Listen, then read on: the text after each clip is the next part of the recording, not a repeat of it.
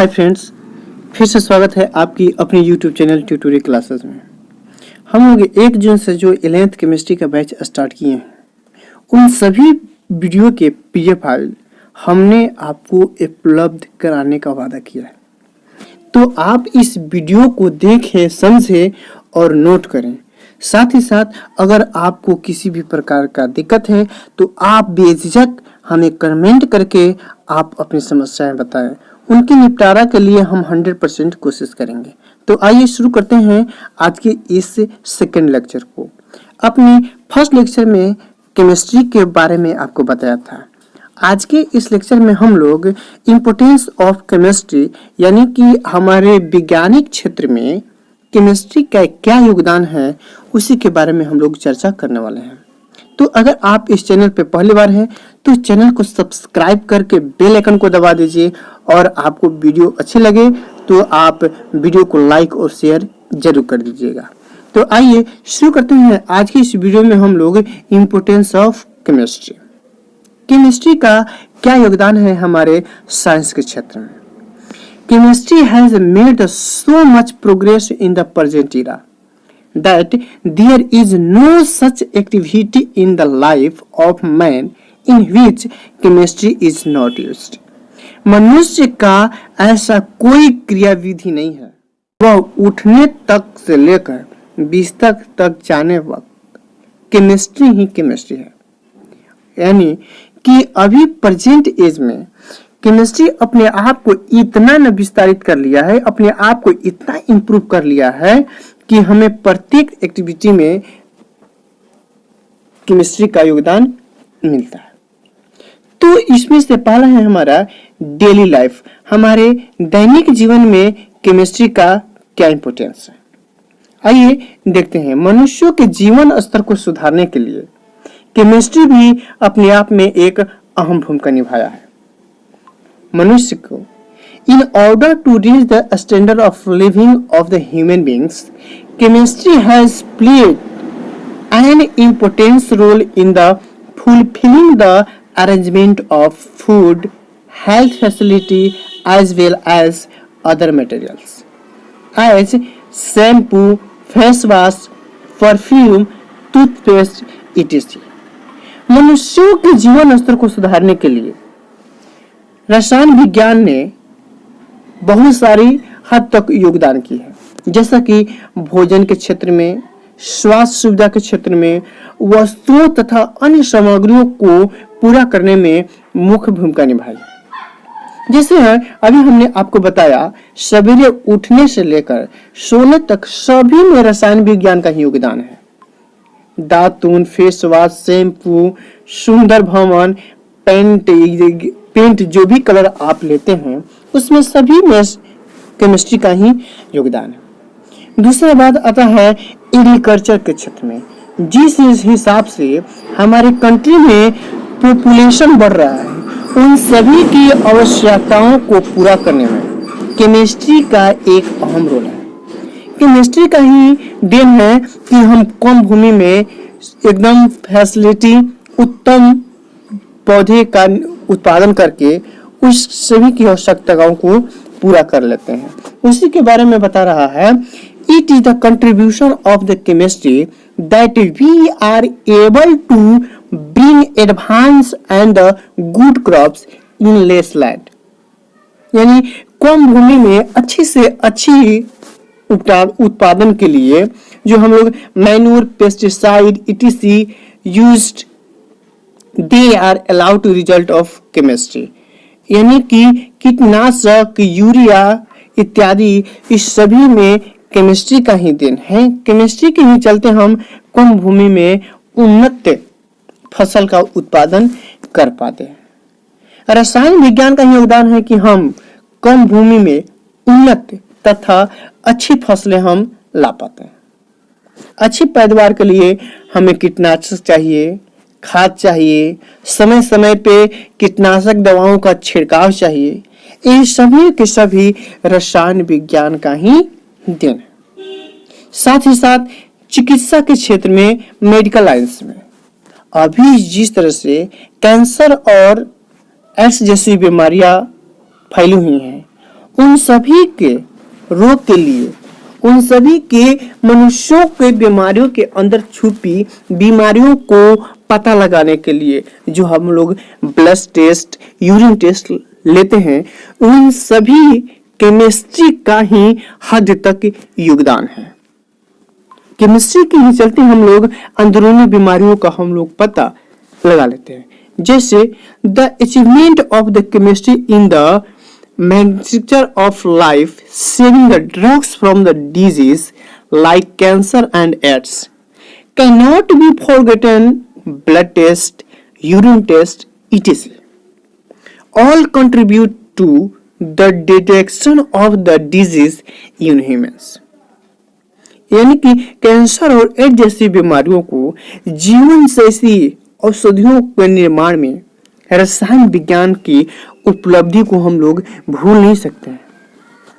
मनुष्यों में रोगों को पता लगाने के लिए अभी हमने आपको बताया, जैसे कि ब्लड टेस्ट होता है, यूरिन टेस्ट, इन सभी जो भी प्रकार का टेस्ट है उन सभी में रसायन विज्ञान का योगदान है। साथ ही इंडस्ट्री सेक्टर में अगर केमिस्ट्री न होता, केमिस्ट्री एक मनुष्य को रोजगार देने में भी अहम भूमिका निभाई है। जैसे कि रोजगार कैसे बढ़ा है, मान लीजिए हम लेदर इंडस्ट्री हो गया, टेक्सटाइल कंपनी हो गया, पेंट हो गया, सीमेंट हो गया, इन सभी के उत्पादन में हमें वर्कर्स चाहिए। तो उन्हीं वर्कर्स को क्यों आवश्यकता पड़ी इंडस्ट्री के क्षेत्र में? तो वही कह रहा है कि the progress made in the chemistry in the meeting our needs, आवश्यकताओं को पूरा करने में, and providing the employ to the people I due to chemistry, contribute to leather industry, textile, paint, cement, etc. यानी इन सभी में केमिस्ट्री का योगदान हुआ और इन उद्योगों से मनुष्यों को रोजगार मिलना शुरू हुआ। उसी का हिंदी ट्रांसलेट है बाबू कि जरूरतों को पूरा करने में तथा लोगों को रोजगार देने में रसायन विज्ञान में हुई प्रगति का ही देना। चमड़ा उद्योग, वस्त्र उद्योग, पेंट, सीमेंट इत्यादि, इन सभी में रसायन विज्ञान है। यहाँ तक इन द वार जोन, युद्ध क्षेत्र में ही केमिस्ट्री भूमिका निभाई है। जैसे एटम बम हो गया, डायनामाइट हो गया, हाइड्रोजन बम हो गया, इस सब केमिस्ट्री के ही ऊपर जाता है। केमिस्ट्री के चलते ही इन सब का निर्माण हुआ। उसके बाद प्यूरिफाइंग द इन्वायरमेंट, पर्यावरण को शुद्धिकरण करने में chemistry has solve the problem of the chlorofluorocarbons, जिसको शॉर्ट में हम लोग CFC कहते हैं, causing the depletion of ozone in the स्ट्रोस्फीयर, यानी समताप मंडल में ओजोन का जो अवक्षय रुका है क्लोरोफ्लोरोकार्बन से, उन समस्याओं का हल रसायन विज्ञान द्वारा ही संभव हो पाया है। अब रसायन विज्ञान आप लोग समझ गए क्या है? इसमें एक बात आता है मैटर, यानी कि पदार्थ। हमने पदार्थ के बारे में बताया कि रसायन जो है अणुओं तथा परमाणुओं का विज्ञान। हमने बताया chemistry is known as the science of atoms and molecules. क्यों? क्योंकि पदार्थ में अणु और मॉलिक्यूल, अणु और परमाणु होते हैं। अब बात आती है matter. What is matter? Matter किसे कहते हैं? तो any things which have mass and occupies the space is called matter।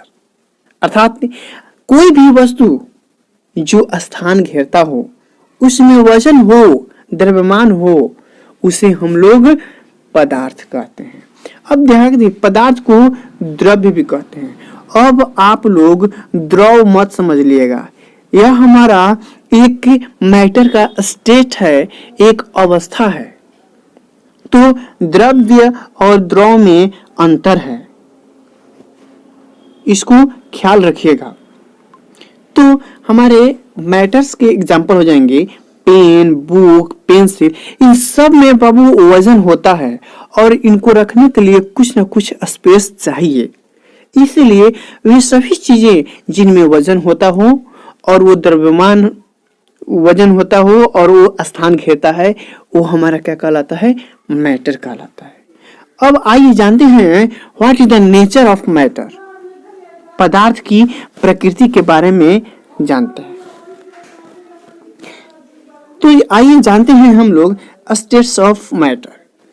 इस टॉपिक से हम लोग ऑलरेडी 9th और 10th क्लास में इसको स्टडी कर चुके हैं, लेकिन हमें 11th का भी एक पार्ट है, इसलिए हम वो सभी पॉइंट्स जो दिया हुआ है बुक में उसको इग्नोर करके हम लोग आगे नहीं बढ़ेंगे।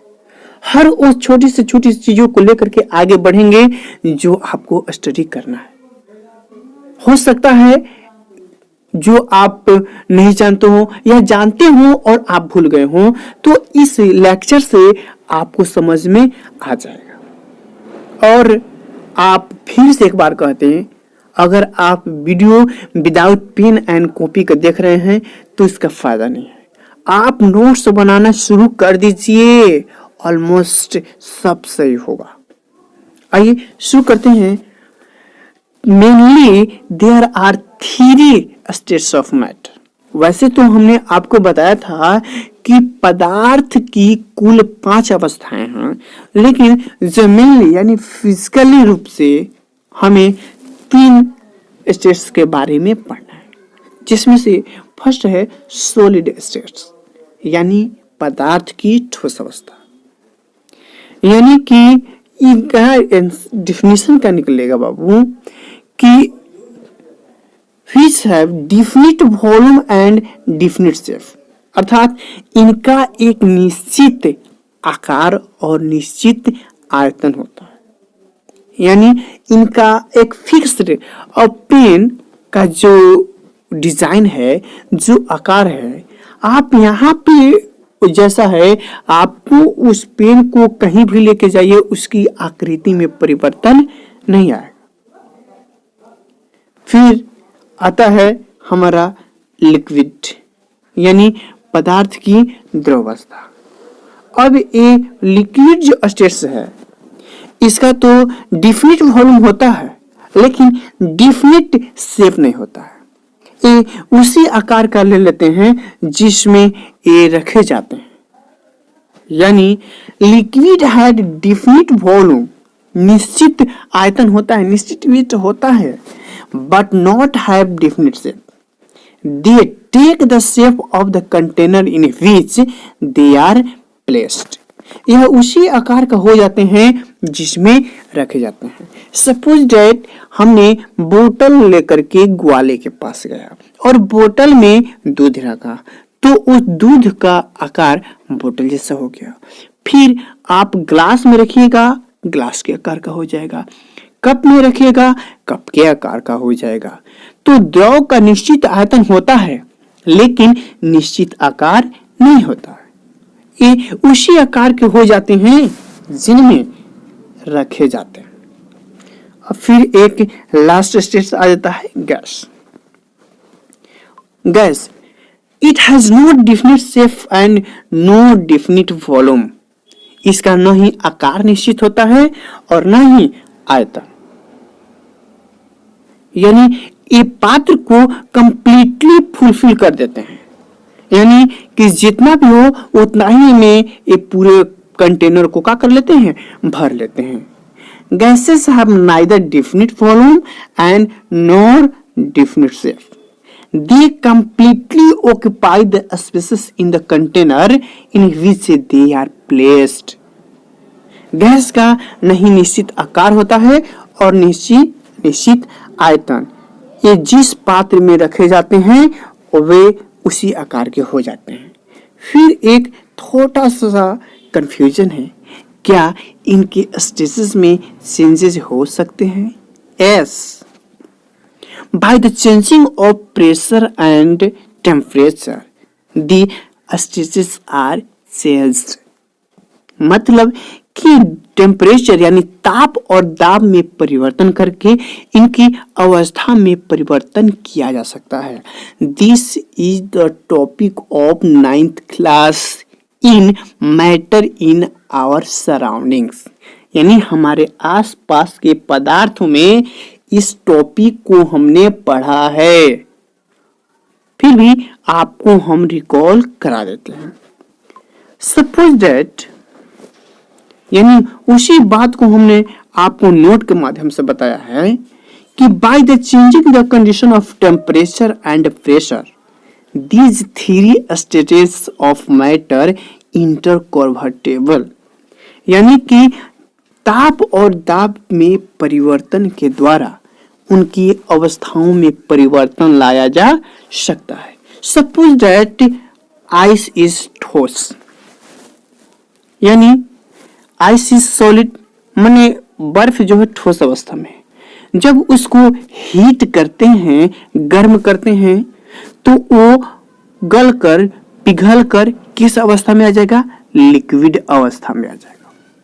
फिर भी हम टेम्परेचर को और हाई कर दें तो अब जो लिक्विड है पानी बन गया है और वो किस में बदल जाएगा? वाष्प में, यानी वाष्प हमारा गैस का ही एक रूप है। अब जस्ट अपोजिट, किसी कंटेनर में अगर आप गैस को कलेक्ट कर लेते हैं और उसको आप कूल, यानी अब आप इसको ठंडा करना शुरू कर दें, तो जो गैस है वो जमा होकर के किस में बदल जाएगा? लिक्विड में। फिर अगर लिक्विड यानी द्रव अवस्था को और रेफ्रिजरेटर में रखो और ठंडा कर दें तो फिर से उसी अवस्था यानी बर्फ में आ जाएगा। तो एक कंडीशन है कि क्या पदार्थ की अवस्था में परिवर्तन लाया जा सकता है? यस। कैसे? By the changing of temperature and pressure, यानी तापमान और दाब से हम उसकी अवस्था में परिवर्तन ला सकते हैं। आपको इस वीडियो का पीडीएफ फाइल हम अपने डिस्क्रिप्शन बॉक्स में दे देंगे, आप वहां से उसको डाउनलोड कर सकते हैं।